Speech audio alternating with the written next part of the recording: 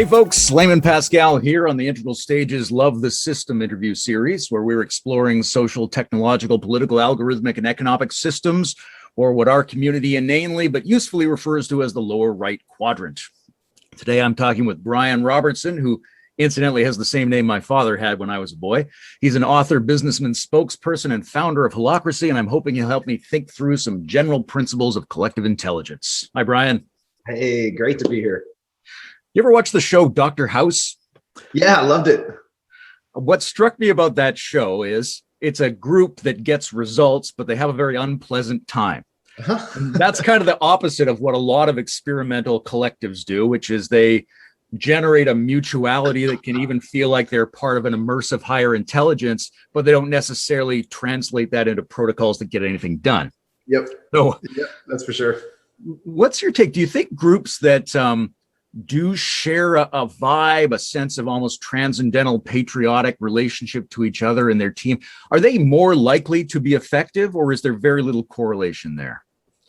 I think there's a polarity there. And I think what we see is it's hard to integrate the polarity. So, you focus like Dr. House on just bottom line results, getting effective, work done.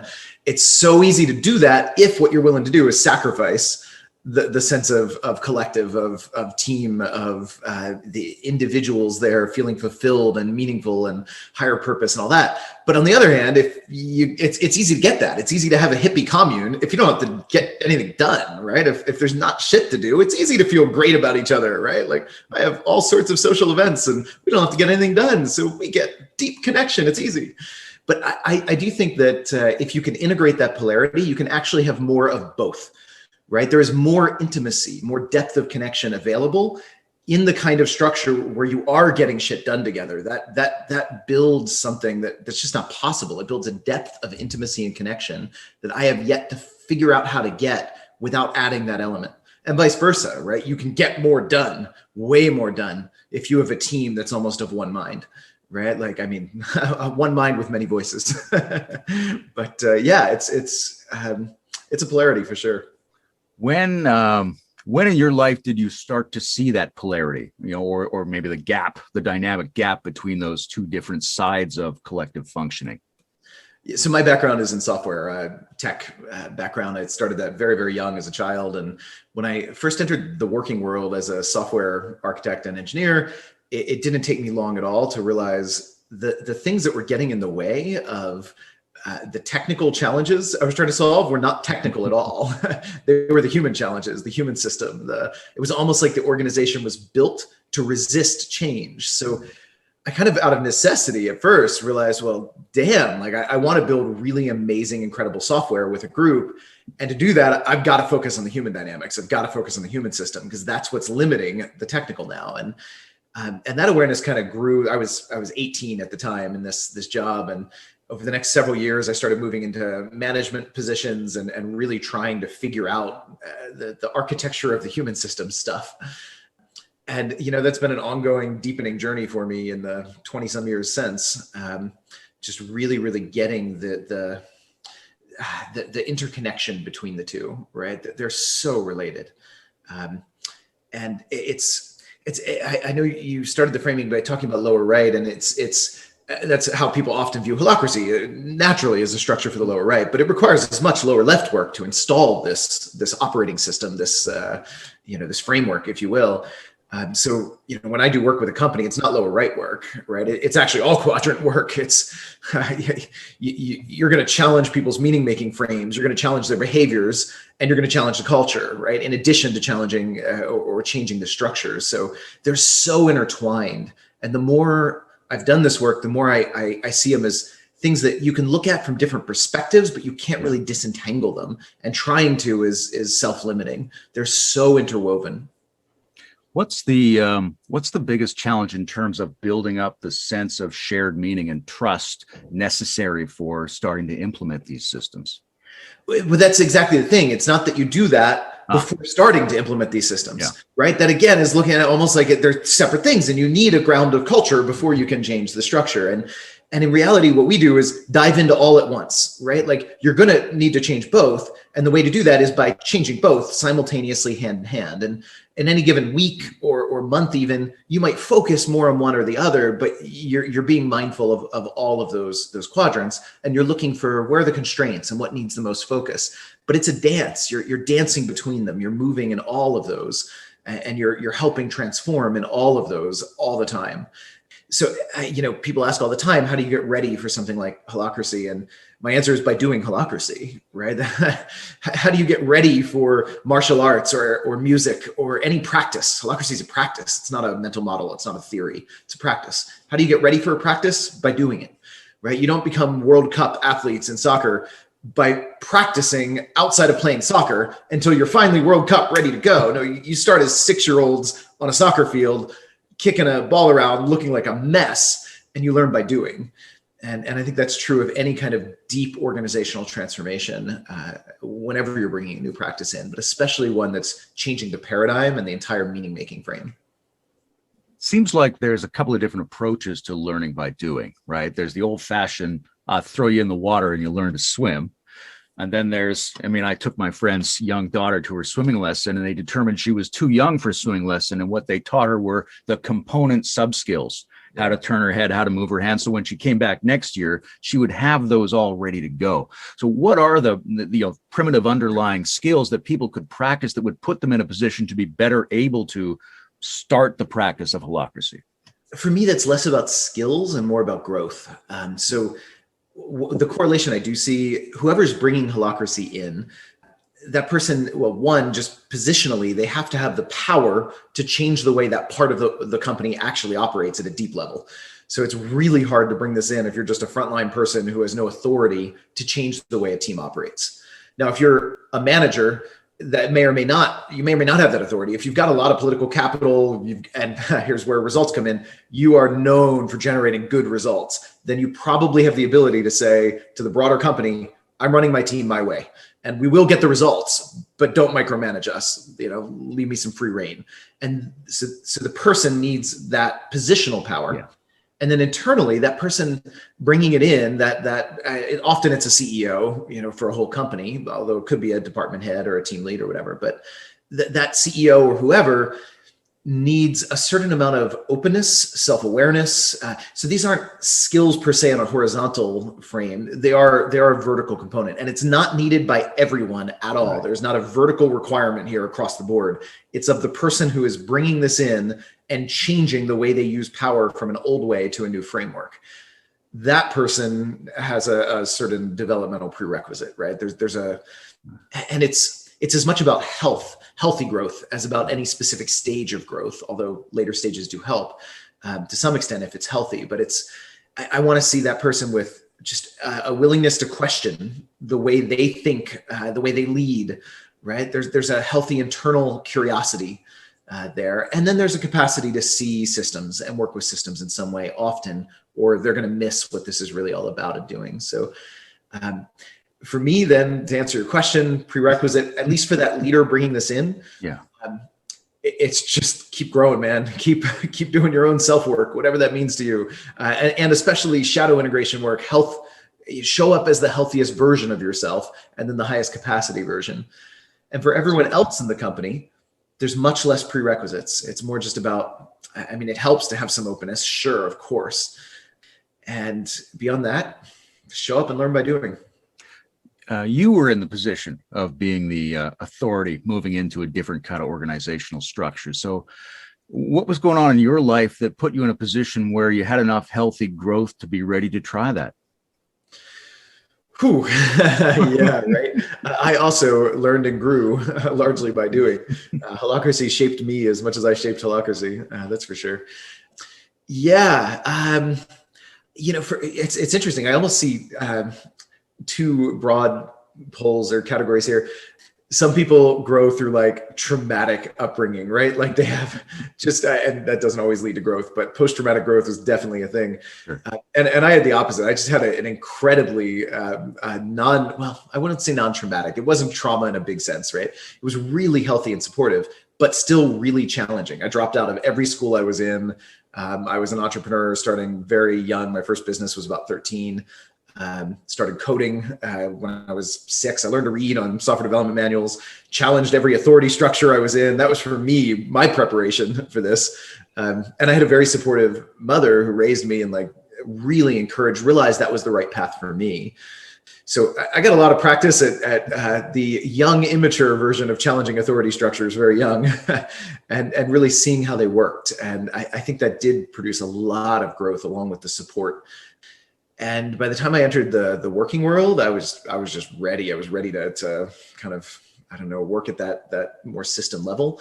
And I was still young and immature. I started, I started my software company that led to Holacracy when I was 21. And I was lots and lots and lots of youthful immaturity and arrogance was part of that journey for sure.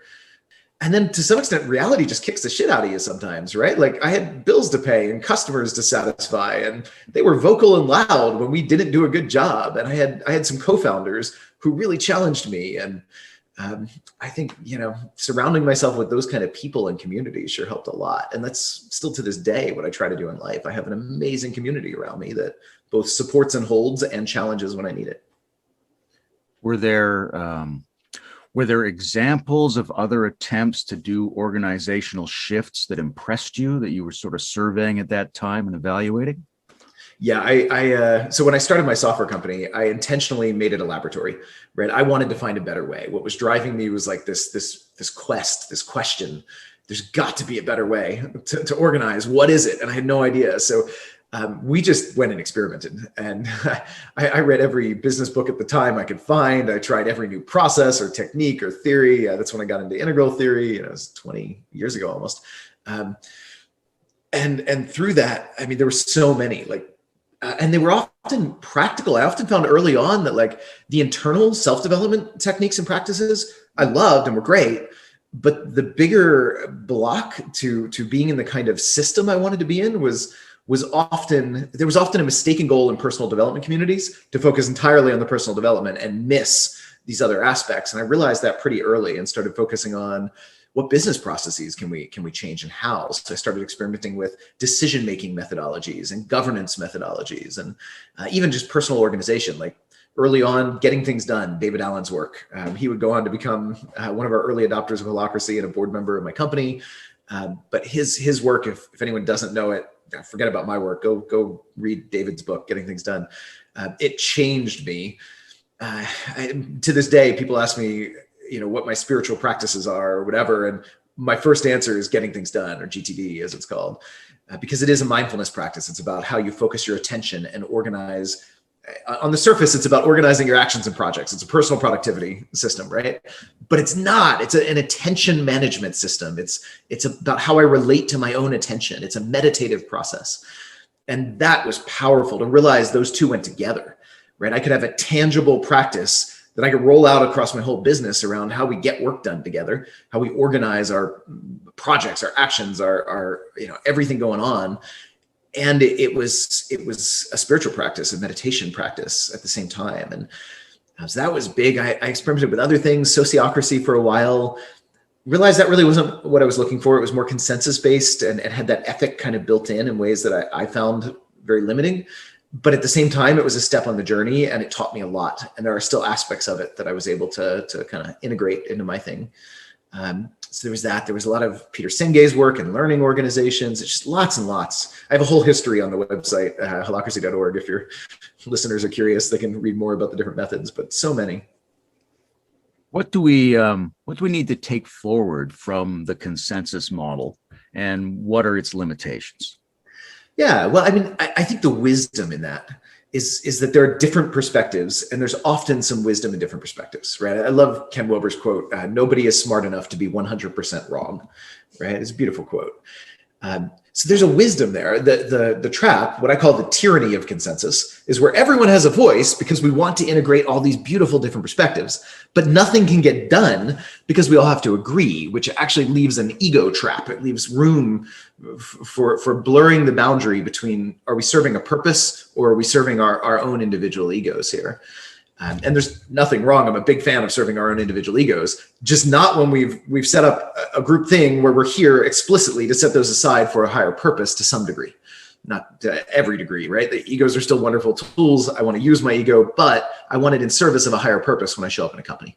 At least I do. Not everybody does. And if you want to run a company as a bunch of egos entirely for that, you can do that. There's nothing wrong with that. It's just not what I'm interested in, and it's not what Holacracy is a tool for.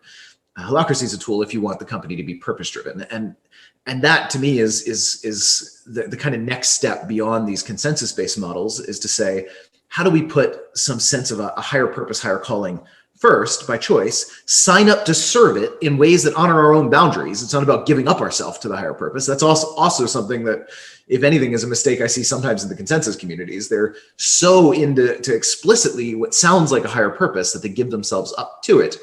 And if some part of you detects that you are not holding your own boundaries, it's going to assert them in shadowy, unconscious ways, and then you get the ego trap again. So it's about navigating that boundary, showing up in a way that I feel whole, and yet I'm choosing to be of service here. Right? In a simple way, we've done this conventionally for a long time. Whenever somebody signs up as a trustee, right, they're there to manage somebody else's assets or something, or a board member, somebody else's thing, right? So if we want to move beyond the tyranny of consensus, we still need to honor and integrate multiple perspectives. We need a process that allows us to do that, but that also recognizes sometimes it's not worth the time to integrate more perspectives. So how do we tell the difference? And sometimes your perspective is really about your personal need, and it's not appropriate to bring it on the group or slow the group down for it. How do we notice that? Right? And this is where it takes both a structure and a practice, right? And to navigate these, what's the difference between the purpose we're here to serve, the organizational purpose, and your own self, your own interests? And when is it appropriate to bring your perspective and demand its integration? And when is it not? And at the same time, even if it is relevant to the organization, to the purpose, there are times it's not worth it to integrate all. We just need someone to make a decision. So how do we navigate that boundary? Right? And that's really the quest I was on, was to develop answers to those questions. Earlier, you talked about sort of realizing that the organizational structures we've set up are almost designed to resist change. And I'm sure there's a conservative part in all of us who thinks that, yeah, that's really what institutions are for, is to conserve the heuristic strategies that our ancestors developed and to prevent them from being lost in the face of novel transitions that we can't really verify. So, do you think that's appropriate for an earlier phase of culture when technology and society wasn't advancing so quickly? Or are there areas today where we should resist change and areas where we should lean into change? Yeah, I think it's still very appropriate today, even in these, next paradigm organizations or whatever. We still need controls. In fact, we need more controls to enable more flexibility and adaptability. This is another mistaken goal that I see kind of people get stuck at in the consensus-y swamp, or green, if we're using Sprout Dynamics terms, swamp, whatever, is you end up with people trying to throw out all structure in the name of being enabling adaptability, and it doesn't have that effect. There are always natural limits or boundaries in a system, and if you don't know, if you're working in a company and you don't know what your limits are, then you don't know what your freedom is, and you're going to spend a lot of time and attention trying to figure out the natural boundaries instead of leading within them autonomously. Right? So if you don't know your boundaries, you don't know your freedom. If you don't know what you can't do without talking to someone, then you don't know what you can do without talking to anyone, right? So the irony, a structure like Holacracy, when people first hear there's no managers and no management hierarchy, which is true, they think sometimes I'm saying there's no structure. And it's actually the opposite. There's more structure, not less, than a management hierarchy. We just get to it differently. It's a different kind of structure, and we create it differently. We don't ask managers to break it down because, frankly, managers aren't that great at creating structure. They're much better at micromanaging. It's much easier. So we need those things. And structure means controls. It means limits. It means boundaries. We need these. We need more of these. We need to have them so clear that we can take a stand that says, within this explicit, clear structure, within these controls and these limits, you have complete autonomy and freedom. Don't check with anyone. Don't build buy-in. Don't build consensus. Go lead autocratically using your judgment within these limits. If you take that stand, you better have good limits. clearly defined. And they better be flexible, because the right limits today are not going to be the right limits next week or next month or when our environment changes. So it's not enough to get them right up front. We need a process to evolve and adapt those boundaries and limits. Right. And that's, so this isn't about either or. Do we have controls and structure and stability and history, tradition, the value of that, or do we have flexibility? I don't see these as opposed at all when you get the framework right. Each one enables the other, and in fact, even clear structure, you've got to learn what that should be. You want to find the natural structure, the natural limits. To do that, you have to be executing, you have to be changing, you have to be adapting, trying stuff. That's what teaches you the right structure. So these two are not opposed. We think of them as opposed. And in a lot of management hierarchies, they are naturally opposed. They're at war, but they don't have to be. They're mutually reinforcing and supportive. There's an American general, Mattis, who I think was briefly Trump's Secretary of Defense, but I saw him give a speech one time where he described what he wanted to do in the American military was significantly reduce chain of command. Right? Because if somebody approaches the base in Afghanistan with a bomb, you don't really have time to run it up through the generals and have them check with the president and have it come back down. But in order to do that, the local commander on the ground has to have a clear understanding of what the overall mission is, and as well as the trust of his superiors that his understanding is so good that his choices of action will be in alignment with that. But that's really tough, isn't it? Like, how do you craft a mission statement that's clear enough and flexible enough that you can distribute it? Yeah. And to me, that goes back to the evolutionary aspect. That's got to be an ongoing learning process, right? You start where you are with whatever the best, clearest thing you've got. And then you do. And you notice when there's a lack of clarity that gets in the way of doing. And that drives clarity, right? So when I work with a company, we start with whatever purpose they can easily get to. We don't need to do a giant purpose discovery session. Maybe a small one is still useful. I'm not pushing against that at all. But then we do work together and we learn. And somebody eventually runs into something where they're like, this wasn't clear enough for me. I didn't know exactly where to focus here. What was in scope or out of scope of this purpose? So let's get more clear. Same thing with structure. I didn't know if this was outside this boundary we set or inside the boundary. Do I have the autonomy to lead this without talking to people or not? That's what drives clarity. It's the grounded, real tensions from trying to work together, right? And that's what we miss when we don't have an evolutionary system, process, framework, a meta process that allows us to evolve the boundary and the clarity of purpose, right? The clarity of rules, the clarity of roles. All of that needs to be fluid so we can learn by doing. Because there's no way we can anticipate all this up front and get enough clarity up front. I'm very intrigued by the potential parallels between individual pondering processes internally and social technologies and what they can inform each other about. And it seems like this process that you've clarified around using tensions and leading into tensions to continually upgrade and adapt what the group is doing seems like it's at the heart of both wise personal pondering and smarter group adaptation. Yeah, I really resonate with that. I mean, we're used to this internally. Of course, we have this inquiry process. Our whole life is that. We know intuitively. You don't sit your 5-year-old down and say, all right, we have to get a clear mission for your life. Let's uncover your purpose and let's define it so that you know how to make the right choices in life, right? That we know intuitively for ourselves and our children that doesn't make sense. Right? We know we need to be in a more learning inquiry process. We have some, even when we're 5, you have some rough sense of what you like, right? If you're helping your kids, you notice what are they drawn to music? Do they love math? And you support them in experimenting and exploring. And it's through that you start learning more and more and more. They find their path. Right. And yet then we go into companies and we try to make these big, giant, predictive top-down plans and define everything up front and clarify everything up front. Or we say clarity is the enemy. Let's throw it all out and just totally go with adaptability. And neither of those approaches are honoring kind of the natural life process that we intuitively know in our own interior experience. Right. So let's do that in our companies. It just makes so much more sense. I'm intrigued by there's the role of the authority figure who's willing to give up their authority is very central in this shift that you're talking about. And that must be a very interesting, complex emotional dynamic for that person, because part of them must say, hey, I'm shirking the burden of leadership. I'm going to pass it on to everyone else. And another part of them is saying, actually, I have the opportunity to take up a different kind of leadership by making this transition. Have you seen that? That must be a complex thing that you've seen people go through. Oh yeah, absolutely. And you've just almost highlighted the shift. It's from the realization that, wait, I'm not giving up power, authority. I'm not shirking leadership.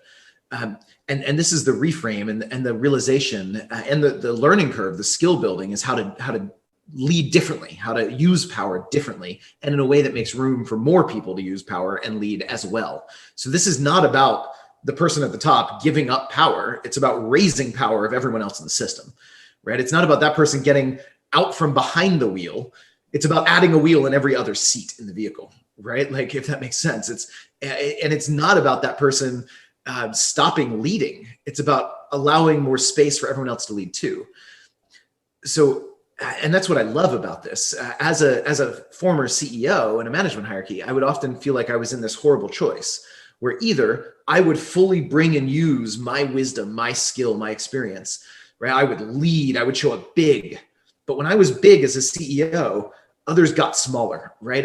It left less room for others to lead. They would defer to my judgment, defer to my vision, defer to my leadership, right? They would follow my orders, even when I didn't mean them as orders. I just meant them as my perspectives, my ideas. And that was sad. So I had this double bind, right? Do I bring my wisdom, which I wanted to do? I love my company. I want to bring my wisdom. I want to lead. I want to be big. But when I do that, it's at the expense of everyone else. Or do I dial myself down? Do I show up small? Do I just shove down all of my perspectives, my vision, my bigness, so that others have more space to lead too? And I think that's a horrible double bind choice, and we don't have to choose between those. What I really want, and what I have now, is I still get to be big, right? I get to bring my full leadership. When I have a role, I lead it, right? I own it. I use my autonomy, and I've been told it is a force to be reckoned with. The difference is, so does everyone else now. Now I'm in a framework where my doing that doesn't force others to shrink. It doesn't take space from them, right? It's adding to a pie instead of enlarging my piece of it at their expense. And they can do it too. And now I'm in a company where everyone does, which is beautiful. Now, my loud, big perspectives or whatever are met with theirs, are met with them saying, thanks for your input. I'm going to go a different direction. Do you know how many times as a CEO in a management hierarchy, I would give a strong perspective and have somebody say, thanks for your input. I'm going to go a different direction. Zero, none, it never happened. Now it happens all the time. They take in what I say, they think about it and say, thanks, but this is my thing to lead. I'm going to lead somewhere else. It doesn't sway me, right? And sometimes it does. And sometimes we have great debates. But either way, now I'm in a team full of people that are leading and are not deferring up a hierarchy. And so for me, that's the journey, and that's the interior journey. It's first recognizing you don't have to dial yourself down. That's the fear of leaders going into this. You don't have to, but what you do have to do is learn a new way to use power, and one that leaves others more room, right? And part of that is, ironically, when we leave more space for others to use power, we also leave more space for love to flourish in the organization and in the culture. And I love that as well. So now I have so much more love in my business, in my life, and so much more power. And we all do, everyone I work with, which is, I think, the ultimate goal of this for me. The love part is intriguing because you're describing this change that takes time, that people learn by doing, and you end up distributing leadership and autonomy. But it's designed to allow a group to better serve its purpose, right? And purposes are a little bit neutral, right? Can holacracy be evil? Can I really help my international child trafficking organization flourish with holacracy? Or is there something in the process that mitigates against bad purposes? I almost look at it like a meditation practice, right? Like, so if you as an individual have some horrible things you're pursuing and doing, and you start doing a really deep, like many hours a day, mindfulness meditation, just really sitting with your interiors, noticing what's coming up for you, distancing yourself from them so you can see them and then consciously work with them. And you start doing a bunch of shadow work because, that's going to probably bring some of that up. And you start going into that and you start doing a lot of work with your parts, your inner parts, your shadow work. Does that directly prevent you from going and doing horrible things in the world? Not at all, right? Does it guarantee you're not going to? Nope. You might still go and do horrible, evil things in the world. But does it create maybe a counterbalancing force that could possibly wake you up more to the impact of what you're doing, and maybe help you make different choices or see some of your own shadow in what you're doing in the world? Definitely. And I think holacracy is a lot like that. Yes, you could use it to run whatever evil organization you can dream up. Yeah, run it more efficiently, more effectively with holacracy. But the way it gets to more efficiency, the way it gets to more effectiveness, is by dramatically increasing mindfulness. It's been called a stealth spiritual practice for organization, right? And it's not just something you go sit on a cushion and do an hour a day. It's something that's integrated into how you work every moment of your working world. So you are in a deep, developmentally catalytic, rich, spiritually rich practice that it has all these built-in safeguards for a shadow of any one person dominating the organization. It has to, because we can't just rely on a boss to prevent people's shadow from dominating the organization, which is what management hierarchy does quite well. The boss prevents other shadow. Now, the boss's shadow gets to dominate and run over everything, but that's better often than 10 people's shadow dominating and running over everything, which is what we get in consensus companies often, right? Which is often why I think management hierarchy is far superior from a result standpoint to consensus cultures, because at least you only got one person's shadow dominating everything. But if you're not going to have that power structure, what you need is processes that prevent shadow, that hold up mirrors to shadow, and that have some kind of built-in mechanism that allows everyone else to prevent the shadow of any one person, that allows kind of a peer-to-peer shadow protection, right? And holacracy does. Now, so you put people in that kind of environment, and now they're looking in a mirror all the time, seeing their stuff, seeing their shit, right? Can that organization still go and do horrible things in the world? Yeah. Is it less likely? Is it more likely that someone's going to say, wait a minute, guys, something doesn't feel right here? I think so. It's developmentally catalytic. Sure. That doesn't guarantee, I mean, development definitely doesn't guarantee integration of shadow, but it's also shadow integration catalytic. Is that a thing? It also does that. So between the two, I think it has an impact there. I love that phrase, a stealth spiritual practice for organizations. Yeah. That's lovely. I think, over the last few years, or maybe, 5 or 10 years, whatever that's been, what a lot of people heard about holacracy was they're trying it at Zappos. Yeah. So, that got big in the press. What's your overall evaluation of that? How did that go? Where is it at? How did could things have gone better? Can they still go better? What worked? What didn't work? What's your take on the Zappos thing at this point? So, one, just to point out, I love that Zappos is such a big thing in the press, and they're one of thousands, right? Like, it's awesome that that's what kind of has helped people hear about it largely. There's some others that people have heard about too sometimes, but they're one of thousands. So, I mean, they're great and one of many. They're, the other thing, I learned a lot about the press through that whole cycle. And most of it's not positive. There was some good press. And by good press, I don't mean positive press. I just mean good journalism, right? Like there were articles that were glowing positive and totally misunderstood everything and clearly didn't do any journalism. The integrity was horrible. And then there were articles that were negative that bore no resemblance at all to what was happening in the company. In fact, that was the vast majority. So the first thing I'd say is just don't believe what you read in the press. I had that general life mantra or whatever before this. And then once I saw just how bad it was from the other side, it's bad. I mean, it's really bad. I saw, the New York Times printed stuff right after I sent them facts. Clearly, this is not true. Here's 10 references, and it didn't serve their narrative. So they dismissed everything I said and printed something totally false. And I saw that again and again and again and again.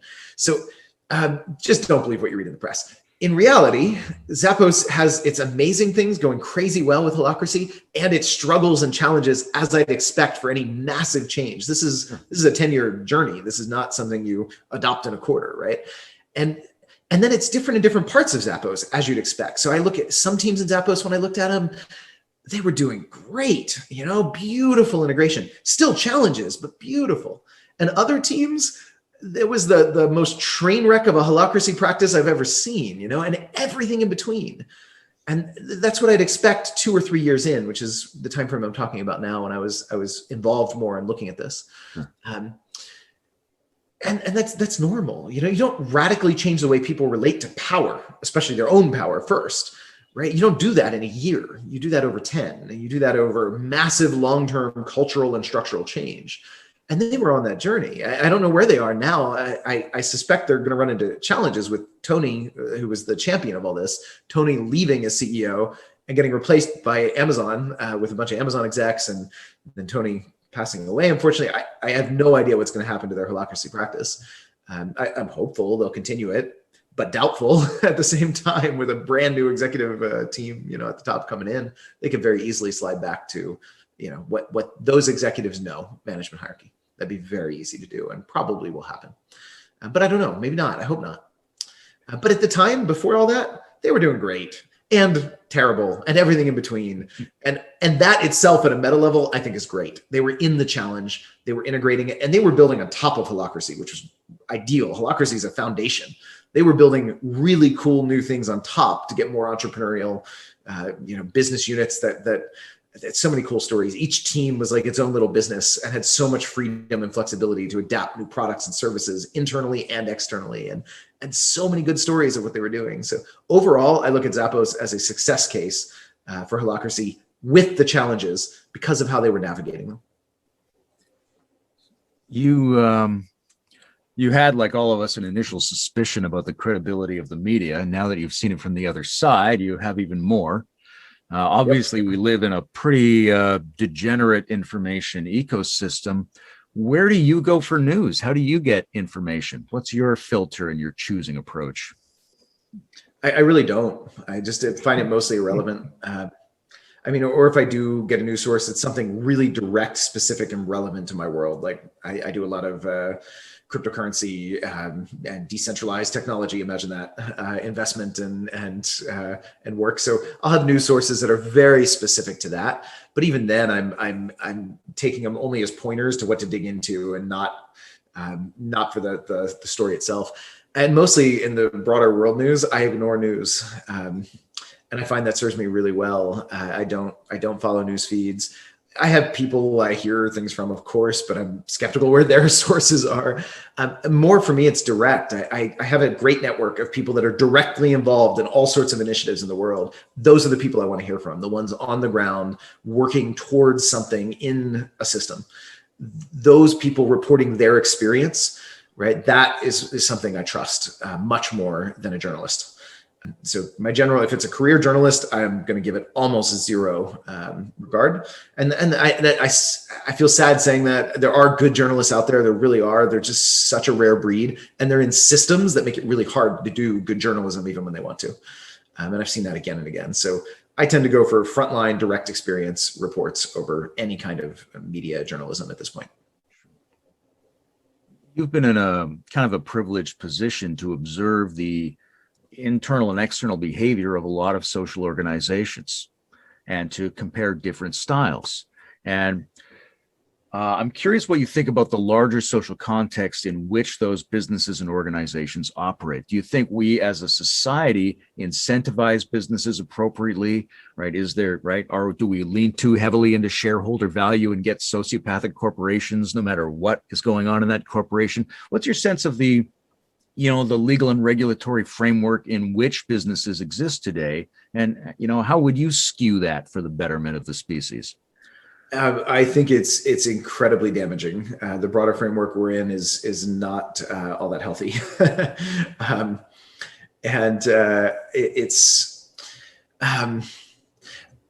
So what I want to see more and more is non-coercive, non-aggressive means of getting regulatory feedback processes. So what that means is there's a challenge when we centralize the power to regulate in a governmental entity. That power is there to be taken, and it's often captured by the very corporations they're trying to regulate, right? Which then becomes, it's subtle and insidious but damaging. What often happens is those corporations, they do promote regulation. They just do it in ways that are really friendly to them and make it really hard to compete with them. And that ironically continue some of the damaging externalities that they're guilty of, right? So what I think we need is more sophisticated systemic regulatory frameworks. And by that, I think one of the best tests is how do we create systems where we don't have to centralize the power to regulate in one entity, but we get so much dynamic feedback loops that we don't need to centralize that power because what we have is more effective. So for example, let's look at environmental regulation. And historical context in England at the dawn of the industrial age, there was very little in the way of environmental laws or regulations.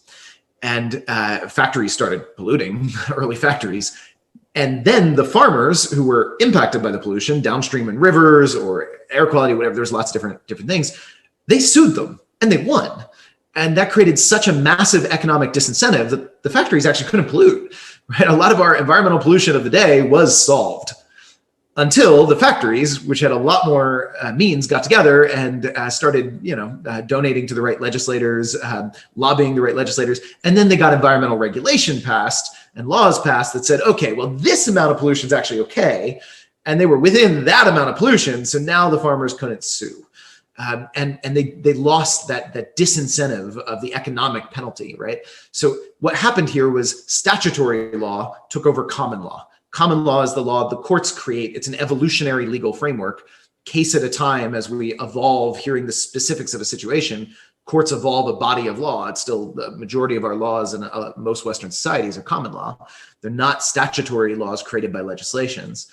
But then the statutory law, the legislative law, right, that came in and took over and kind of trumped the common law and allowed pollution. And so it's an interesting thing. It's the very entities that people think are protecting us, are protecting consumers, are controlling the corporations. If you dig deeper, are often not. They're often controlled by them. It's often through enough levels of indirection that it's hard to directly see the influence, but it's there. So for me, the question is what systemic changes will allow us to get back to far more feedback loops, right? I'd much rather trust that factory owner, their personal incentives. If they're going to get their asses sued off for a lot of money if they pollute, I think it's less likely that they pollute than if they have a regulatory body that says, well, this much is okay, and here's your limits that they can easily influence with the right phone calls, the right donations, whatever. So how do we get back to that? I think more common law, less top-down law makes a lot of sense. Common law is a decentralized evolutionary legal framework. It's ideal for dealing with complexity. And right now it's not allowed to function in most societies. So we can't trust it. It's not working, right? There's too much in the way of it. So what do we do?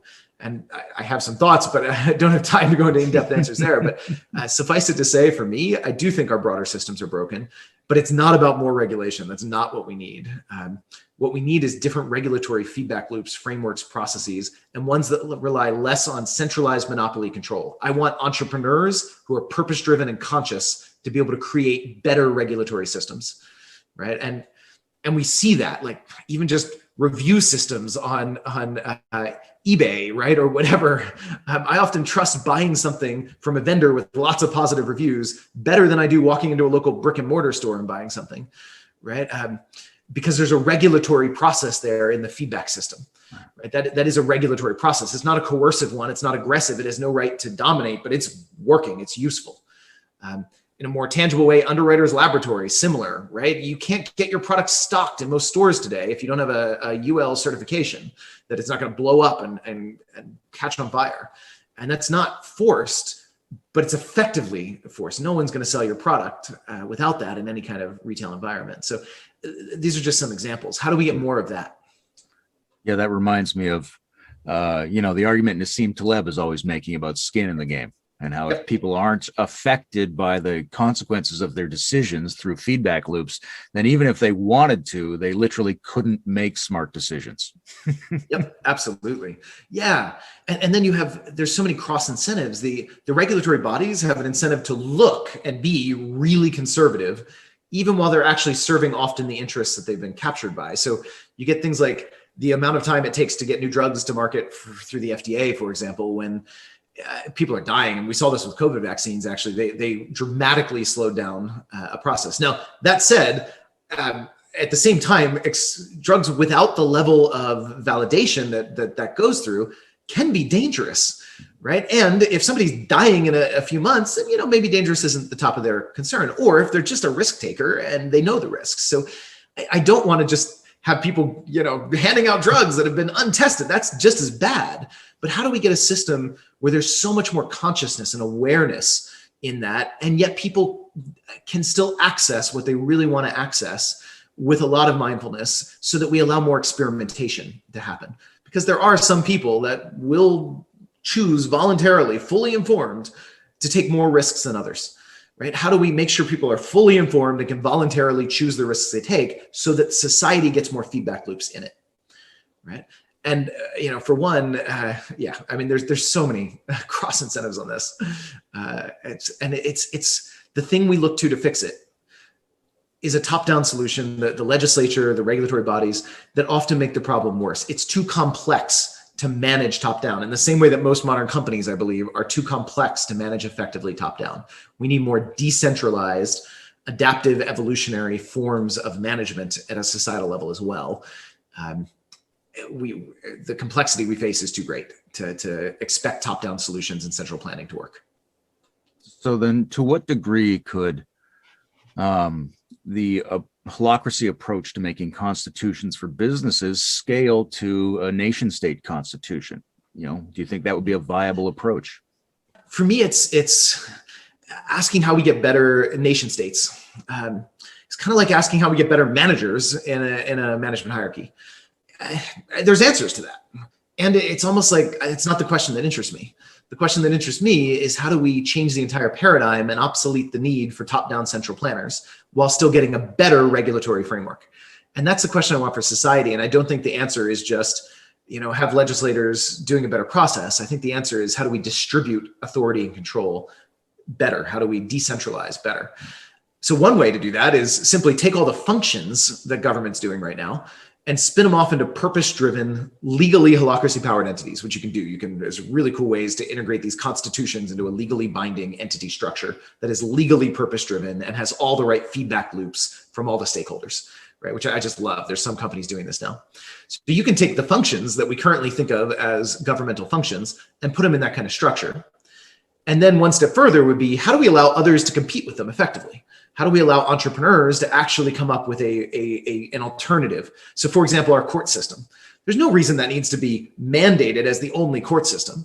There's no reason why two people can't willingly choose to adopt a different court system and a different legal standard. And in fact, that already happens. We can have a contract and agree on a different legal standard, a different choice of law, a different venue, right? So how do we make that more prevalent so that our societal court systems, they can be spun off into a legally holacracy-driven entity, and then we can have others that can spring up that have different legal codes.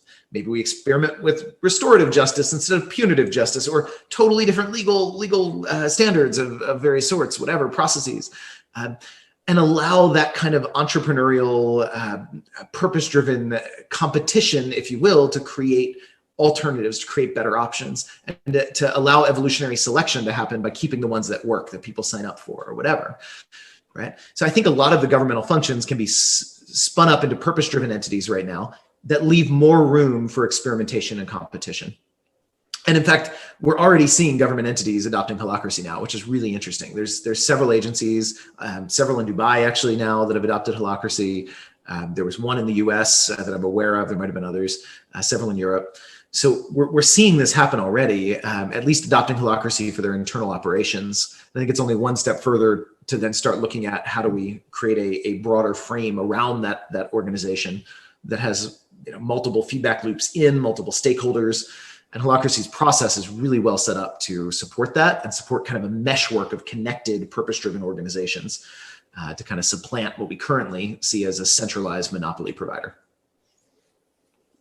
So what about at the other end of the scale? What if you have a family or a couple or a group of friends or people engaged in a small project? Are there ways they can implement or play with some of the basic insight structures and skill sets that holacracy draws on?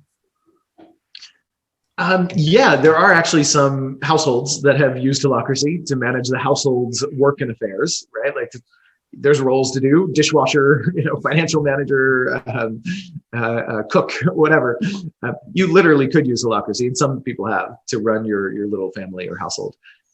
And I find those experiments fascinating. I haven't done that myself, although I'm kind of thinking about experimenting with that. I have a personal assistant that does a lot of my household functions, and I do a bunch. My partner does a bunch. So I'm curious. I might experiment with that. I think it'd be pretty cool. So yeah, there's certainly room for that. In fact, one of my friends here in Austin is kind of creating a whole methodology for how to do holacracy in that kind of intimate relationship structure, with kind of some standard roles and processes and stuff like that. So anyway, yeah, I think that's certainly possible. I mean, first step for anyone interested is just dive in and get curious and explore it more and see if there might be something there. Even if you don't use holacracy's methodology or framework, the language of it, the way of thinking of it, can't help but impact your relationship. And I hear this all the time from people that do it in their work. And they say, you know, this. I had one woman at Zappos came up to me and said, this was after a few months of doing holacracy. She got really excited and she said, I finally get it. I get what my therapist has been trying to teach me for the past 2 years. And I wasn't getting it. And now 3 months into holacracy, I got it. And it was actually about avoiding codependence by owning your own tension and leaving your partner free to own theirs and taking turns solving your tensions. And she had a whole story around it, but it was a beautiful personal development like leap for her into more interdependent autonomy from codependent fusion. And she described it beautifully. And 2 years of therapy didn't get her there. 3 months of holacracy did, right? So, and that's not because she was doing holacracy at home. It's because she was doing holacracy at work and it changed her. And that changed how she showed up at home. And I see that all the time. Yeah, it seems like there's a lot of change that we really can't assimilate unless we go through a procedure of using it multiple times. Yeah. One of the things that was coming up for me was I used to live in British Columbia, and we had a citizens committee set up to recommend changes to our voting system. They had a certain recommendation, single transferable vote. So we voted on it in a referendum. The two big cities said yes, and all of the outlying rural regions said no. So a couple of years later, we had another one. They made the same recommendation, same referendum, same result. And so there's a certain level of privilege in terms of economic status and education and cosmopolitanism that makes you available to the concept of therapy, to the idea of organizational change, to any of these things. And there's a lot of people who in the world just don't have that opportunity and therefore are really anchored in instincts about social organization that we would imagine to be very ancient.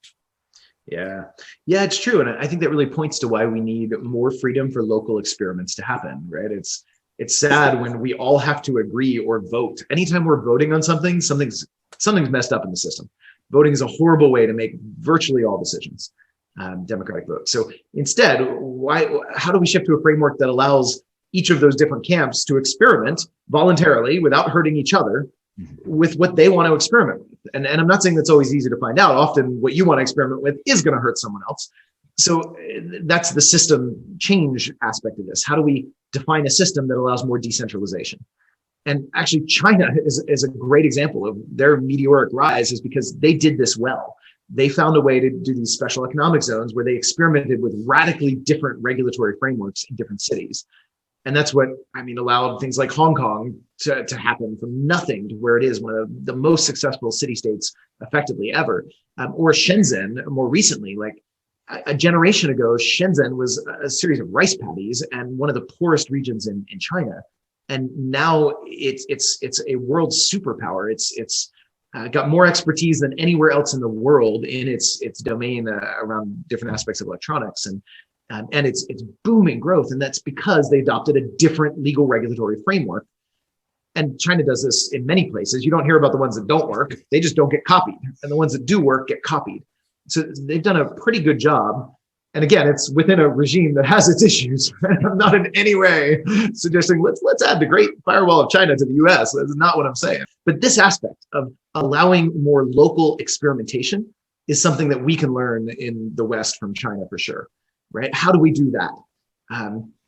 And holacracy lets us do that in a company. Let's let every role kind of have enough autonomy to experiment and still deal with the connections, still make sure we're not hurting each other in the interdependence, right? You need a framework for that. What do we do societally to allow the same thing? More local experiments to thrive, right? If a group of people near me want to live in a communist commune, great. And if the people next door want to live in a total capitalist, market, great. How do we allow all that to happen without either one dominating the other?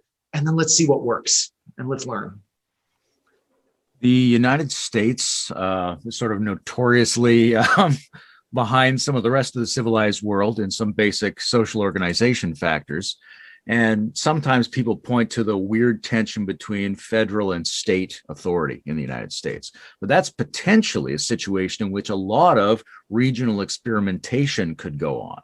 But what does it take for different states trying different things to become a mechanism for us to make an overall better conclusion and uptake that information versus just fragmentation and entrenchment? Yeah, the right way to navigate boundaries between the more localized entity, right? Yeah. Like that's, I think the instinct as people develop and get more systemic complexity, the first instinct is often to try to get more power in the big picture, in the federal level, in the system, because as people develop and have more capacity to see more complexity, they realize this is complex. There's so much interdependency, interconnection. So we have to kind of manage it as one giant whole system because it is one giant whole system.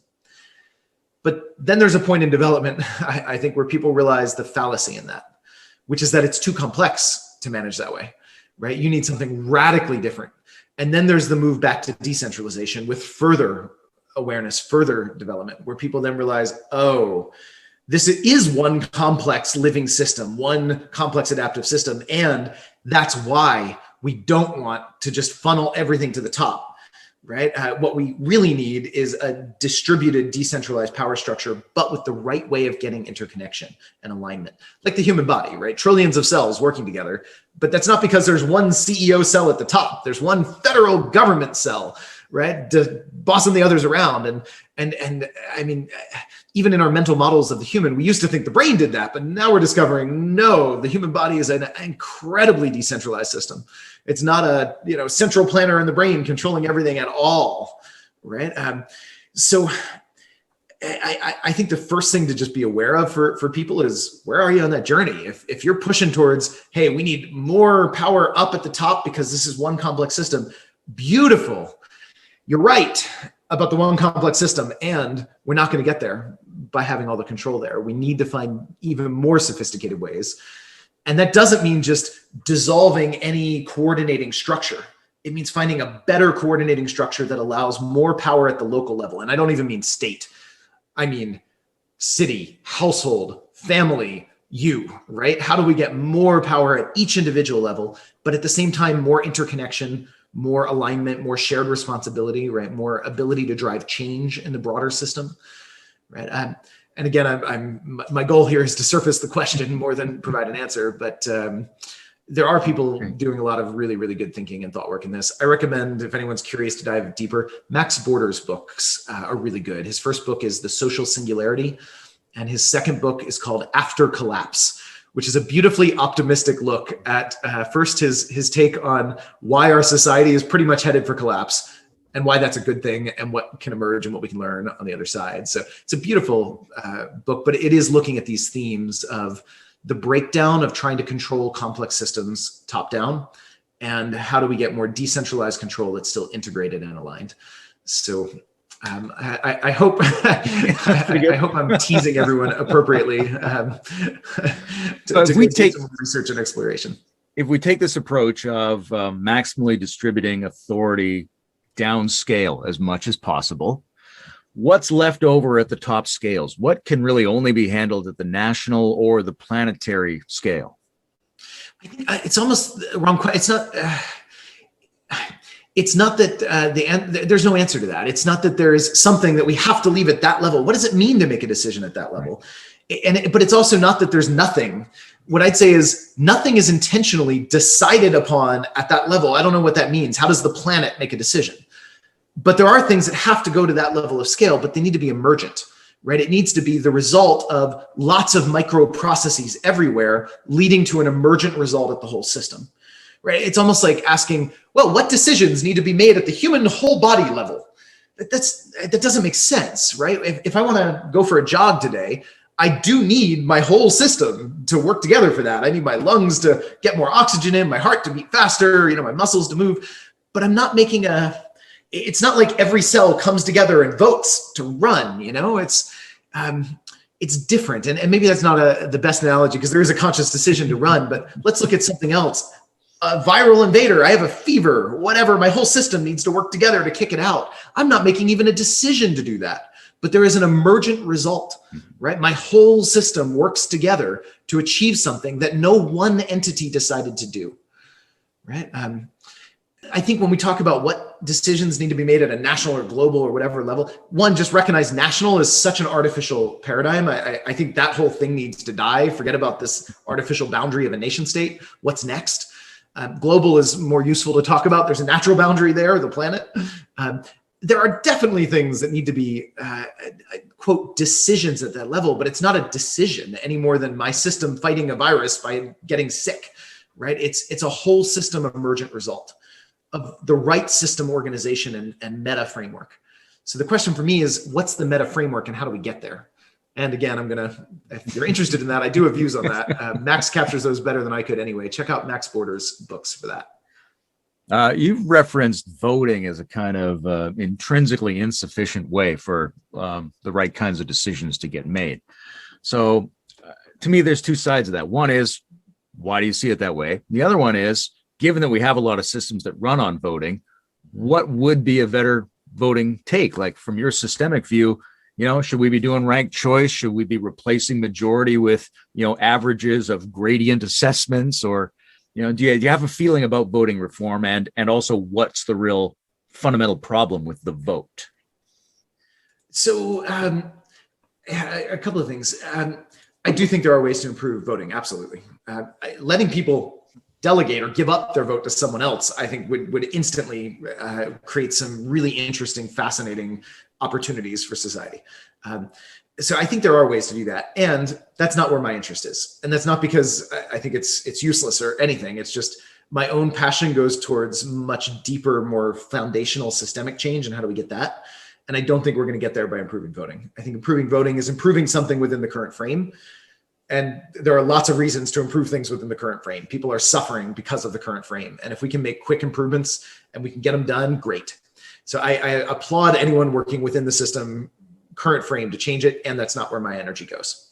So I don't spend a lot of time and energy looking at what specific interventions would improve voting and how. I've done a little bit there, but I do think there are some. I think I'm much more interested though in the fundamental limits of it. Right. And it's a pointer. When we have to vote on something and the majority gets to force their will on the minority, we have a fundamentally aggressive system that for me begs the question, why? Why do we need the majority to force their will on the minority? And there are often reasons, there's answers to that, but how do we make those answers obsolete? Right. Like if we are voting on things like, what value system are we going to push into our laws on everyone? Should we allow or disallow drugs? I don't know, whatever. To me, that goes to, wait a minute, why do we have to vote to push some groups' values on others? How can we create a society that lets each group have their own values and make their own choices as long as they don't hurt anyone else in the process? Right. So when I hear these things, my head doesn't go to how do we get voting to be better and reflect the will of more people. I don't care if it's a majority. I don't care if it's 90%. If you can have 90% of people voting to do something absolutely horrifically immoral and unethical, in my view, that doesn't make it any more right? Just because the government with broad popular support in World War II decides in the US to imprison forcibly all of the Japanese Americans doesn't make that right? That's... So to me, it's not about how do we reflect better the will of the many. It's about why do we have to impose the will of the many on anyone? And how do we change the system to allow us to live voluntarily, peacefully, cooperatively, even under radically different worldviews? So it's not so much a critique of voting as a practice, so much it is a critique of majoritarian assumptions about social organization. Yeah, exactly. And that said, there are some cases where I don't have a better answer than voting, right? Like I'm not trying to say there's never a good case. And there are some cases where the voluntary thing for everyone to do is say, hey, we have difference of opinions. Let's just vote. And that's fine when that's consensual, when everyone's getting together and saying, okay, cool. Well, I'm happy to defer this decision to the will of the majority, right? But, going back 100 years in the US, does the local black guy want to defer to the will of the majority of the white people in the South around him to decide what rights he has, right? Probably not. That's not a consensual voting, So to me, that's really the question. If, for example, I still there's still voting in my company at the board level. We vote for a representative to represent the investors at the board. And that's consensual. Anyone who buys equity in my company knows that, right, there's a vote. Now, we have other board roles too that hold our purpose, that are appointed through different mechanisms. But in this case, we have an investor representative that's chosen through a majority vote. And anyone who's signing up, who's buying equity, knows that. They know what they're getting into, and they've consented to that being the best bet. I would love to find a better answer, but I don't have one. Somebody needs to make the decision, and we don't want to have tons of representatives there. I need, a small minority on that board. So again, there are choices, and maybe there's a better way to do that voting. I'd love to find one. But to me, it's not voting per se. It's the system underlying voting, especially at the societal level. It's often a way of majority pushing their will on minority, or actually sometimes worse, minority pushing their will on majority. And it just makes me wonder, why are we organizing this way in the first place? Why do we need that? It's such an ancient and comprehensively practiced strategy. The idea of a small group of people who does a show of hands or a verbal assent or something like that. Not only does that maybe make sense in small ancient human communities, but we all do it, from being little kids, or we think of that as a more sophisticated moment. Well, let's vote on what show we're going to watch on TV tonight, rather than me just telling you. So we practice that majoritarian, simple, and kind of binary, like yes, no. That always bothers me about voting, right? I know if Kellogg's Cornflakes wants information about how much I like their product, they at least give me a 5 degrees of intensity to choose from. Not just, do you want this guy or do you want this guy? Yeah. Yep, totally. Yeah, exactly. And it is very culturally ingrained, right? Like, so there's a myth in our society, a mythology that the will of the majority through democratic voting confers legitimacy on a government. And let's just recognize that's a collective myth, right? And I don't mean myth as in it's wrong fundamentally. It's just a shared mythology. In the same way that at one point it was the divine right of kings was our shared mythology. The king has legitimacy because God has chosen the king, right? So the king has legitimacy. Divine right is our legitimation function of government. Before that, it was might makes right was the legitimacy function. Of course, the warlord leads. He took over, right? He's the strongest. So our current myth is the myth of democratic legitimacy. And it's such a strong myth. It's enculturated very young in our societies, most of the Western world, very, very young. It's very hard to break out of. You start challenging that and you're hitting people at a visceral level of what gives them stability, a sense of safety in the world, a sense of justice, of rightness, right? And this is why that myth is what leads people to try to use government to solve problems. Right. Even when, if we really looked at it objectively, government's actually creating these problems or is captured by the entities, again, that they're trying to regulate the problems away from, so do we really want that to be our legitimation function? Or is there a better one, right? Is there a next one? What's next? And there will be a next, right? Like that evolutionary trend has so far, we're not still in divine right of kings, right? There will be some next legitimation function that we will look back on this one of the will of the majority confers legitimacy of government through democratic vote as just as silly in a way, or just as mythological as the divine right of kings or anything before that. And again, shared myths are useful. I'm not saying that's a bad thing necessarily, but I am questioning, is it still right for our time, or is there something next? Is there a better one? And do you really want to hold that one too? The will of the majority has done some awful things in even recent modern history, really awful things in a lot of different places. Is that really what we want to place legitimacy in? Or do we want to have a different ethical code? Do we want to put legitimacy in something deeper, something more? Here's a pretty abstract question, which is, What's the difference between consent and assent? Like between buying into something that you're working on and just agreeing to go along with what the authority or the group has said? I don't know, what immediately comes up to me is just the voice exit loyalty model. If you're familiar with that, it's such a simple little frame. I always forget the guy that created it. But it's basically if you are concerned about what's happening in a system, a society around you, this could be a company, it could be society, it could be a club, a social group, whatever. You have three basic choices, and then a fourth was added later. There's voice, which is using your voice through the established process to try to change it. This is like voting, right? Let's go vote. Let's go help others vote. Let's post to Facebook and try to convince others, right? Let's use voice to try to change the system to something better, in our view. There's loyalty, which is I'm going to go with it. I don't agree with it, but you know what? This is a just, legitimate system, and I want to support it. So I'm going to get in line. You know, I'm going to be a good company man, a good soldier, or in society, I'm going to be a loyal patriot, even if I don't totally agree with the what's happening. Right? That's loyalty.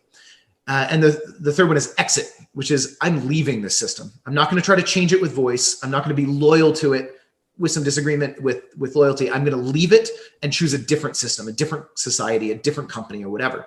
And the fourth one added later was neglect, which is it's kind of like loyalty. I'm not going to use my voice to try to change it, but I'm also not really going to do my job. I'm just going to be in it, neglecting it, kind of disempowered within.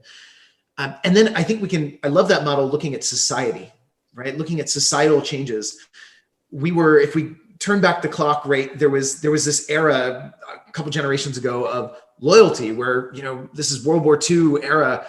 People were loyal. They might not have agreed, but the general dominant cultural mode was loyalty. It was be a good citizen, get in line, don't rock the boat. It was that way in companies, in the country, in the US at least. And then we shifted to this age of voice, right? We had protests, the Vietnam War era, there were protests, the hippie movement, there were people using their voice to try to change the system. Democracy became a much more loud thing.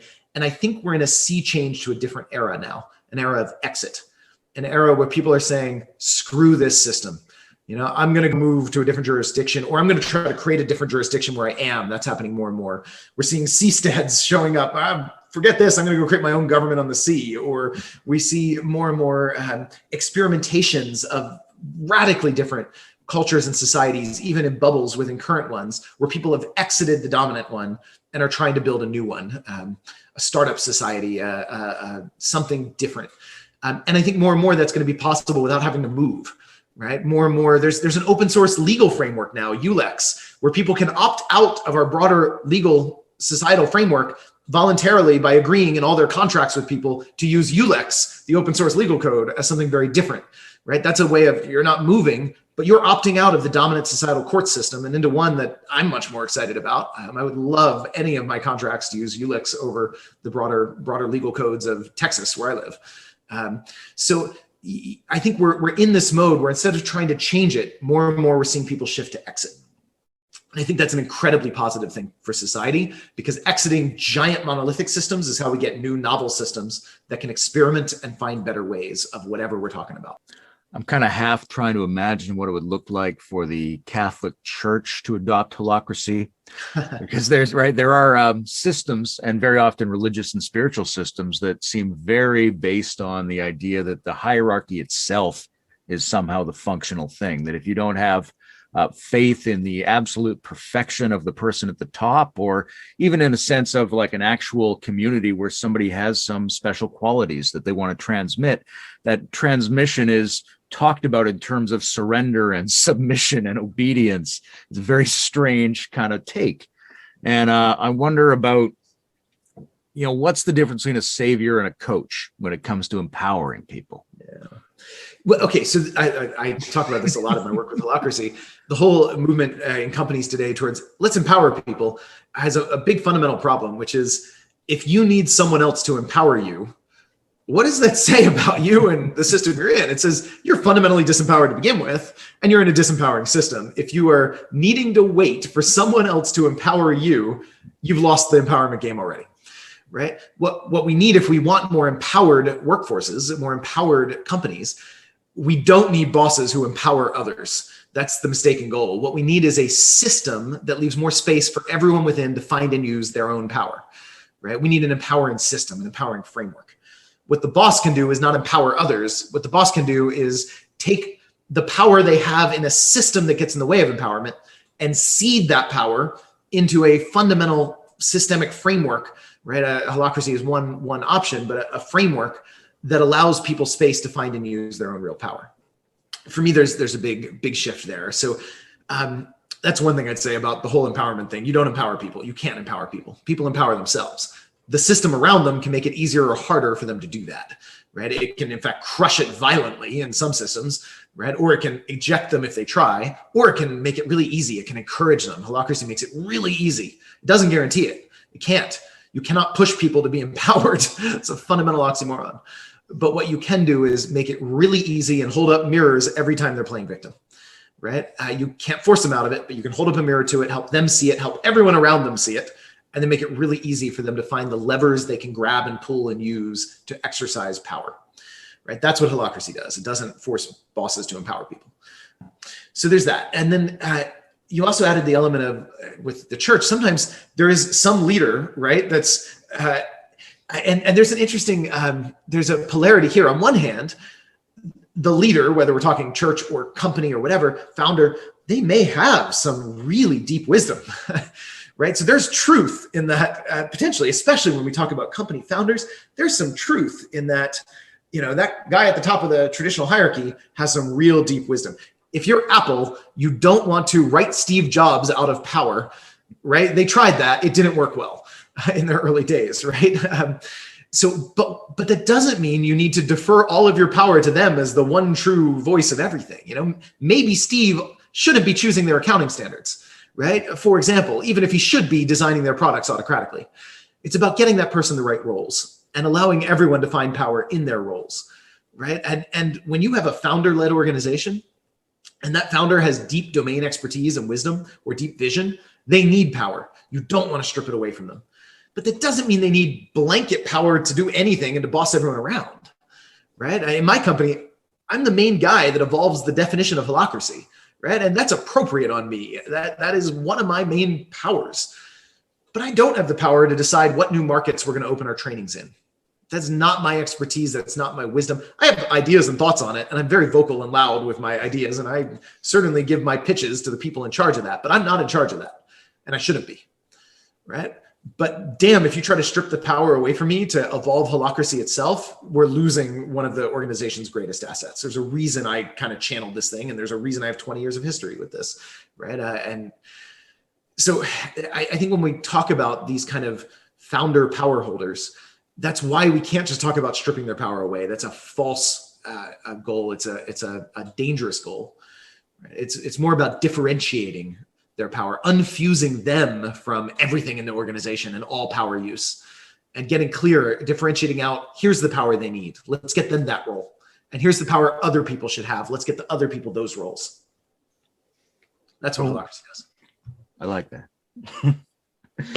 This is a virtual face-to-face medium, and it makes me curious about, you know, how much face-to-face, but even more so embodied showing up with each other is important to the holacracy process, right? Like I'm imagining that if people have distributed authority and they're taking these different roles and they're bringing their processing of tensions to each other, and that's how somehow getting decided about that might work better with people who actually work in the same building as each other and can have these conversations in a multidimensional way versus, say, doing it through email or something like that.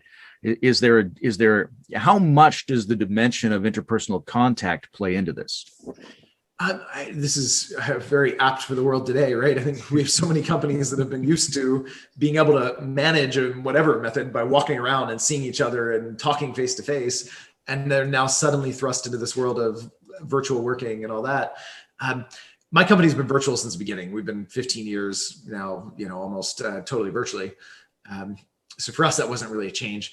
I think holacracy is more needed in a virtual world just because clarity is more needed, alignment's more needed. It's harder, right? It's harder to get clarity of who does what when you're not able to just walk around the office and overhear stuff. it's harder to get alignment with people and to come to consensus with people, if that's what you're doing, when you're virtual and you're not seeing them all the time, you don't have the same bonds, which means maybe we should have a system where we don't need to come to consensus on everything in the first place, which is what Holacracy does. Makes it more clear who leads what do we expect from each other? How do we align? Where's the interdependence and where's the independence? That just makes virtual working way easier. So I really do think that the face-to-face is useful, right? You get a lot out of that. I miss it. My company's virtual, but we do these regular in-person gatherings. And during COVID, we stopped them for a year, and that sucked. And I think virtual is perfectly workable. I think more companies are going to stay virtual now. Honestly, I think that'll be a mass change. And I think that drives more demand for social technology to get more clarity and more alignment. Okay. What's the role of competition? Because there's an old idea that, individual and intergroup competition will produce the invisible hand of the market that will do smarter things than any of us could figure out to do. On the other hand, the type of social technology you're describing doesn't sound like these distributed authorities are terribly competitive with each other. What's the role of competition in making a healthy, smart group? So I look at it more as experimentation, right? Running different experiments is useful. When we take a competition frame, at least conventionally, it's often thought of as like more just against. When we take hey, let's run different experiments frame, I think it's easier to look at the higher integration, right? I want the world having different experiments in everything, different experiments in cell phones. Which one do I want? Let's run some different experiments. I can choose the one I like best. We might call that competition. And sure, it is. But from an evolutionary angle, what we're doing is allowing a selection process to work with lots of different experimentation. And I think we can have that in a company, right? That kind of different experimentation. And when we hold it that way, we're all still serving the same higher purpose here. And we can cooperate as well. In fact, I ran into a study a while ago about this. CEOs of companies, of quote, competitors that regularly shared lessons and supported each other tended to both do better and outperform their other competitors who didn't. Right. So to me, this isn't an either or, and it's not a competition versus cooperate. It's just let's run different experiments and let's learn together. We don't need to be at each other's throats. And yet it can also be fun to compete. Right. And there's nothing wrong with that. Let's win. Let's just realize we're playing a game when we do that. Right. And I love games. It's fun to play a competitive game as long as you know it's a game. Years ago, I read a book called The Wisdom of Crowds that was very stimulating in terms of thinking about group intelligence. And they talked a little bit about if you taking a bunch of experts, seeing what their sort of collective opinion on something was, and then letting them all go to a conference where they talk to each other, and then checking with them again afterwards, and sort of their collective wisdom has gone down because they've flattened the variations between their own perspectives by being in that conference. At the same time, they proposed that if you sort of added one random person to that collective who had no similar background, that introduction of diversity would then sort of help the group be wiser again. So I'm wondering what you think about the danger of homogenization of perspectives, but also the role that just formal diversity might have in making a group function well and be smart. To me, this points to the need for loose connections in addition to tightly coupled networks, right? So if you have a tight coupled group that's all sharing perspectives and they don't have any kind of loose connections that are more connected to outsiders, you have the downside, the danger of homogenization. On the other hand, if you've got just a group that's barely connected to each other, you don't have the benefits of the group, the learning, the whatever. So I love to see and create, when possible, groups that have these almost outlier members that are really connected to some other network that can kind of act as the transmission vehicle for new thinking, different thinking between groups. And I love those people when I find them in my network, and I try to maintain that. Like, if you look at even just my Facebook feed or whatever, the radically diverse viewpoints are really dramatic. You'll see like a majority of like, this is, most of people, but then you'll see these posts that are people that are radically different thinking from completely different worlds and networks. And I love those people in my network. They help me avoid groupthink, echo chambers, right? They keep me fresh. And I seek that out. I want to spend more time. I want to connect and intermingle myself with people from radically different views and backgrounds. And I love what that does, and I love what it lets me bring to my tight groups, because now I can bring some of that diversity. Anyway, that's where my head goes. Great. How has Holacracy evolved since your first iteration, and where has it still got to go? What are its current limitations that you want to get beyond? Yeah, it's been evolving a lot. So we actually version control Holacracy, right? So it's run like an open source like operating system or whatever, where anyone in the community using it can feed back suggestions to change it, and then we version stamp it. We have a whole community process to evaluate potential changes, discuss, and integrate. And we're actually about to release within weeks now Holacracy 5.0, which is the next major version, many years in the making of Holacracy. And it's integrated literally hundreds of different little changes and some big changes.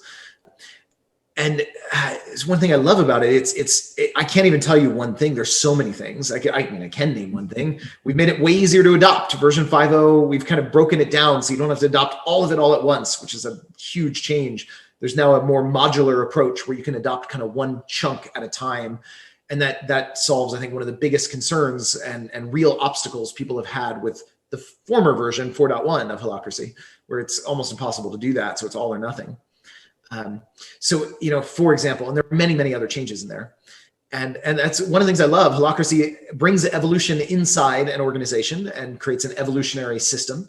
And it itself is the result of an evolutionary system at a larger scale, where everyone using it is finding the edge cases, finding the things that aren't quite as well, driven from real grounded feedback of users, not just ideas and theory, right? It's really grounded change from people doing this every day and running into obstacles or running into opportunities and feeding them back.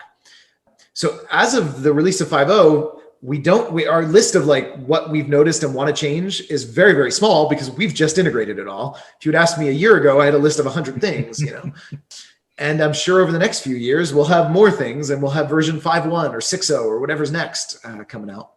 But as of now, we have a massive release. 5.0 has been many years in the making and has solved a lot of the issues with Holacracy from the past. That's very exciting. What's different other than this modular introduction approach? So that's a huge one. Another one also in the category of making it easier, readability. The rule book of Holacracy, which is what we're talking about evolving, is the Holacracy Constitution. That's the open source document. That's the one that all the companies using Holacracy use. Version 4.1, if you run it through like a reading comprehension score system online, it's something in the like graduate level reading comprehensibility. The new version is early high school.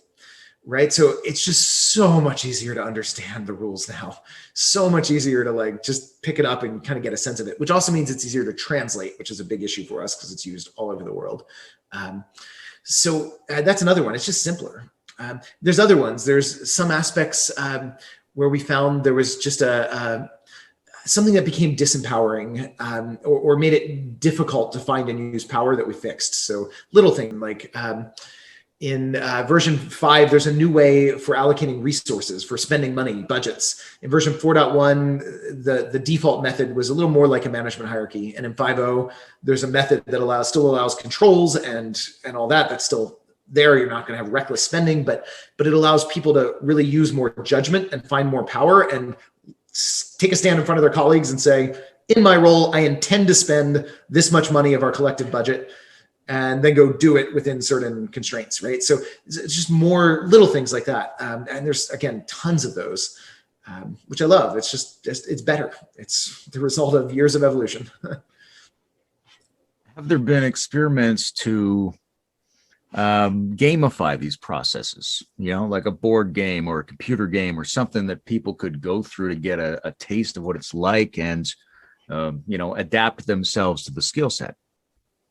Yeah, so the best way to get a taste of Holacracy is go see it in practice. And if you know anyone in a company doing it, some companies will allow people to kind of take a little tour and see how they work.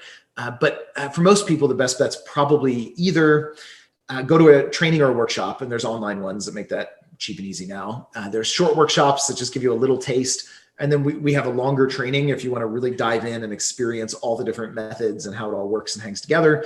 So you can find those trainings online. Or if you want to experience it in the context of your real organization, you can take a taste by bringing in a Holacracy coach to run you through Holacracy's processes with some of your real tensions and see how it creates structure and clarity and alignment in a real meeting process with your real issues. And you don't have to commit to doing Holacracy. You can still use for a day or two or whatever to solve some of your real issues and get a taste of a new way of working. And there are coaches all over the world that will do those in person. We have a whole network of them. So reach out to us. We'll put you in touch with the local one, or there's virtual options. So again, reach out and we'll get you in touch with someone appropriate. Those are the best ways to really see it in action. Terrific. I heard you say somewhere that Holacracy might not be the right strategy for, a time-limited organization that was just going to pull off some simple task and they were going to sell it in a year or two or something like that, where they don't have the time, energy, and resources to invest in the process of unfolding themselves into a holacratic organization.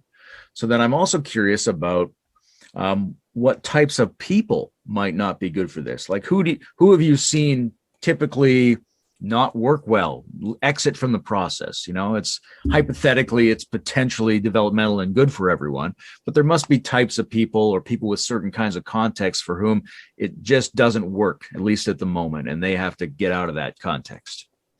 Yeah. So for me, the big question is it worth the cost of change, right? Because you're bringing in a massive new paradigm. There's a cost of the change.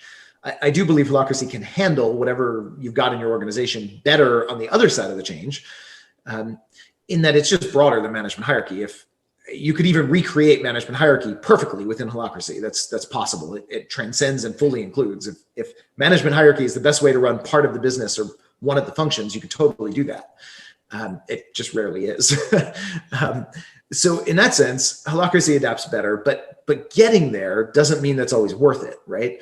The cases where it's not worth it to me are you are looking to build, grow, and exit and sell this business really quickly in a couple of years.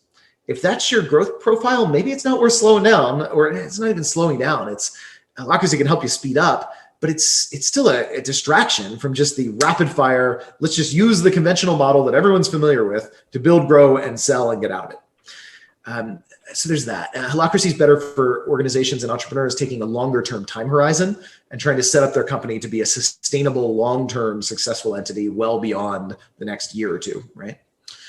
So that's one. The other is if you have a lot of really difficult cultural problems, like there's a toxic culture, it might not be the best time. Might not be enough safety, psychological safety for people to do the work needed, and there's a shift needed to something else. So I'm not just saying you have to do cultural work first. If you have a perfectly average culture, you're fine to do Holacracy and let it change the culture. But if you have one that is shadowy, dysfunctional, toxic, lack of safety, that may not be the right time to try any kind of massive structural power structure change that requires people to go through some interior journeys. So there's that. And then if the leader who's bringing it in isn't completely committed and isn't willing to change themselves first, it's the wrong mechanism, the wrong approach, that it won't work. So there's that. That person needs a deep level of commitment to self-transformation and to being part of the journey, not just telling others to go do Holacracy. That doesn't work. So there's that. And on the other side, it's broadly applicable. There's no industry or type of company that isn't right for it. It's used in radically diverse industries, radically diverse types of workers, types of companies, types of people, cultures all over the world. It's really diverse that way. But those are some of the factors that would say maybe this isn't the right thing. Oh, and the final one is if you're in a total crisis mode, you're when COVID hit and suddenly revenue got cut in half or down to zero for some organizations, maybe not the time for Holacracy. On the other hand, if you're in crisis mode chronically, it might be exactly what you need. If you're chronically in crisis, Holacracy is maybe the solution. But if you are in a shock crisis because of an external one-time change that you're adapting to, maybe do that first. You mentioned integral theory. You mentioned sociocracy.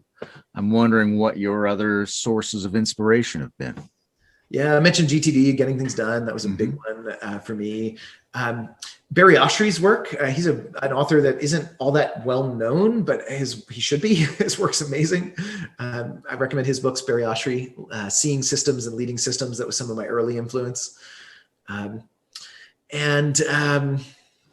mean, so many more. It's hard to know which ones to point out. There were some typologies that were instrumental in trying to create a framework or a system that integrated individual differences and allowed different energies to all show up and contribute without biasing towards one. That was some of Linda Barron's work. You can find all these in the history on our website too. I give references to these and others, or in my book in the references section. Thinking over everything you've done, and this is too big a question, I know, but all the stuff you've done and worked on, and all of these sources that you've drawn from, how would you distill that down to, like, what's the single most basic principle of making a group better and smarter? What's if it was only one thing that they could hold in their mind to try to work on, what would that thing be? I come back to just consciousness. Make a conscious choice. Notice your assumptions as best you can. Notice your biases. I rarely tell people just go do holacracy. A message I feel much more comfortable with is consciously question, how do you want to fundamentally organize? How do you want to organize power in your company? Management hierarchy is a perfectly valid choice. Is that the right one for you? There are times it might be. Right? Make a conscious decision. What assumptions, what biases, what's under there? As much as you can, just notice them. To me, the journey of consciousness is so tied to the journey of being more effective in whatever we do in life. Better leader of organization, better whatever. It's just notice. That's a very nice sentiment from which to segue into the end, I think. Even though this is terrific, I would easily talk to you for a few more hours, but I don't know how long we can expect people to watch. That's true. I also have another meeting very shortly. So I really appreciate the balance of dynamics that you bring to your answers and your ability to be there with your own answer to each of these questions. And I think this is it's a really important conversation, because it's not just good enough that the more evolved, wiser people in society have more control. We have to set up systems that are somehow analogous to being a wiser, more developed person. And I see you working on that project, and I just want to appreciate that. Cool. Thank you so much. Really appreciate it. Thanks for helping us get the word out and just spread the consciousness that there are other ways to organize. And yeah, we covered some really fun territory here. I hope your viewers have followed us to this far and enjoyed it.